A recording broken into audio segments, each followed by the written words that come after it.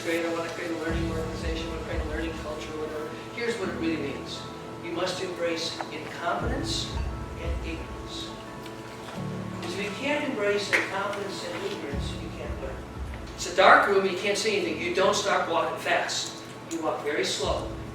This is a little bit, I'm picking this example on purpose because there's all this move faster, move faster, move faster idiocy. Which is not about running around like a bunch of chickens with our heads cut off. It's about being more thoughtful. I think what's being disrupted is our mindset.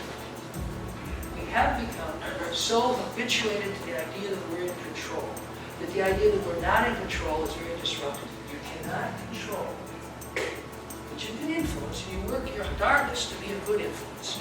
And of course, the one other thing that is a good example of is your ultimate influence is you. It's not what you say and what you do. It's what every great teacher knows. You do not teach what you know. You teach who you are. That's what all great teachers understand. It's your embodiment of the body of knowledge. It's your enthusiasm for the subject. That's what really great teachers teach. We know the places in our life that if we're honest, we go, I'm not really a controller. I'm just a player on the stage. And I'm not even writing the play.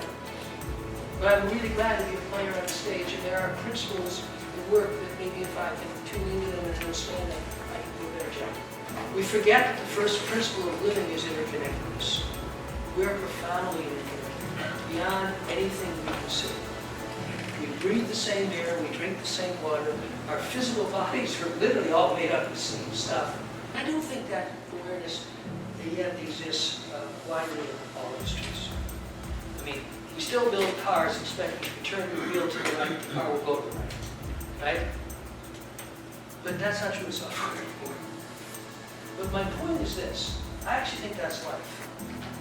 I think we are slowly, gradually waking up out of the machine age. Machines, a good machine is a controllable device.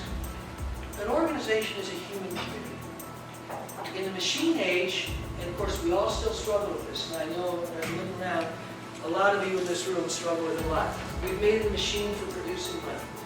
But if you go back to fundamentals, if you see it as a human community, we have very different questions. What makes it life? What gives it life? What gives it vitality? What gives it purpose? What is innovation really about? Peter Drucker always defined innovation as processes that create new sources of value. That's the lifeblood, you might say, any institution.